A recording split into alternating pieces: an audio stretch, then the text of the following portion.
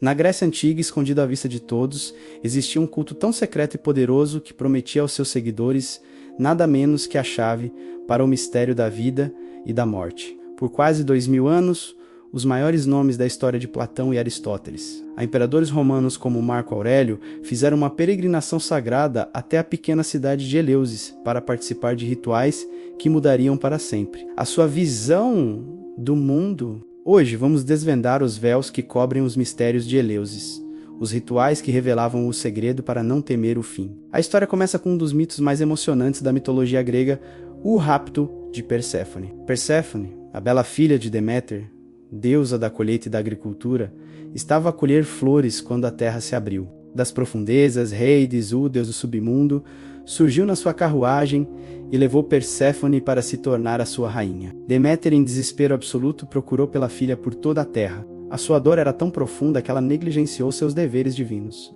As colheitas falharam, a terra tornou estéril e a humanidade enfrentou a fome. Durante a sua busca, disfarçada de uma velha mulher chamada Doso, Deméter chegou a Eleusis. Lá ela foi acolhida pela família real e tornou-se a ama do príncipe recém-nascido, Demofonte. Em gratidão pela hospitalidade, Deméter tentou tornar o menino imortal, ungindo-o com ambrosia e colocando-o no fogo sagrado todas as noites. Mas a mãe da criança, a rainha Metanira, viu a cena e gritou de terror, quebrando o feitiço. Furiosa, Deméter revelou a sua verdadeira identidade divina e exigiu que o povo de Eleusis construísse um grande templo em sua honra. Foi nesse templo que a deusa se isolou, aprofundando a crise na terra. Vendo a destruição iminente, Zeus interveio e ordenou a Heides que devolvesse Perséfone.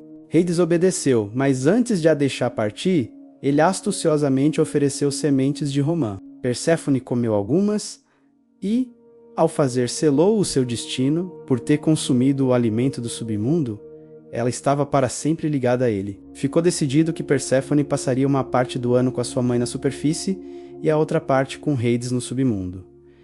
Este mito tornou a base dos mistérios de Eleusis. O retorno de Perséfone à superfície simboliza a primavera, o renascimento da vida, o desabrochar das flores e a abundância das colheitas. A sua descida ao submundo representa o outono e o inverno, o tempo em que a terra descansa. Este ciclo eterno de morte e renascimento não era apenas uma história sobre as estações, era uma poderosa metáfora para a própria vida humana. E foi essa metáfora que os iniciados, conhecidos como Mistai, vinham explorar. Os mistérios estavam divididos em duas partes, os mistérios menores e os mistérios maiores. Os menores eram realizados na primavera em Atenas e serviam como uma purificação preliminar. Era um rito de preparação, onde os aspirantes se limpavam ritualmente e aprendiam os primeiros segredos do culto, preparando as suas almas para a jornada maior que viria. Mas o evento principal eram os mistérios maiores, celebrados no final do verão, durante 9 dias. Tudo começava em Atenas. Os iniciados reuniam e os objetos sagrados, os Hyaira, eram trazidos em procissão desde Eleusis. O arauto sagrado então proclamava o início dos rituais, convidando todos os que falavam grego e não tinham cometido assassinato a participar. A inclusão era notável para a época. Homens, mulheres e até escravos podiam ser iniciados, desde que cumprissem os requisitos. O segundo dia era para a purificação. Milhares de pessoas caminhavam até o mar gritando para o mar: "Ó Mistai!". Cada um levava um porquinho para ser lavado nas águas salgadas e depois sacrificado. Este ato simbolizava a limpeza das impurezas espirituais, preparando o corpo e a alma para receber o conhecimento divino. Os dias seguintes envolviam mais sacrifícios, oferendas e orações em Atenas. O clímax começava no quinto dia. A grande procissão, uma multidão imensa, percorria a pé os 22 quilômetros da Via Sacra, de Atenas a Eleusis. Eles carregavam ramos de murta e gritavam Iakshi, ó Iakshi, um cântico ao deus menor Íaco, frequentemente associado a Dionísio, que liderava a procissão espiritual. Esta jornada não era apenas física, era uma reencenação simbólica da busca de Deméter pela sua filha, cheia de paragens rituais, danças e até piadas obscenas para homenagear a deusa, que, segundo o mito, só sorriu quando uma serva lhe contou uma anedota atrevida. Ao chegarem em Eleusis ao anoitecer, à luz de tochas, os iniciados encontravam um mundo à parte. Eles jejuavam, bebendo apenas uma bebida sagrada chamada Kaikon. A composição exata desta bebida é um dos maiores segredos perdidos dos mistérios. Alguns acadêmicos teorizam que continha cevada fermentada e talvez substâncias psicotrópicas, como o fungo Claviceps purpurea,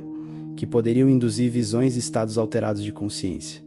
No entanto, isto permanece uma especulação. Finalmente, os iniciados entravam no Telesterion, o grande salão de iniciação. O que acontecia lá dentro era o segredo mais bem guardado do mundo antigo. Quebrar o voto de silêncio era punível com a morte. O que sabemos vem de fragmentos, de testemunhos indiretos e de pistas deixadas por filósofos. Acredita-se que não era uma palestra, mas uma experiência visceral. 3 coisas parecem ter acontecido.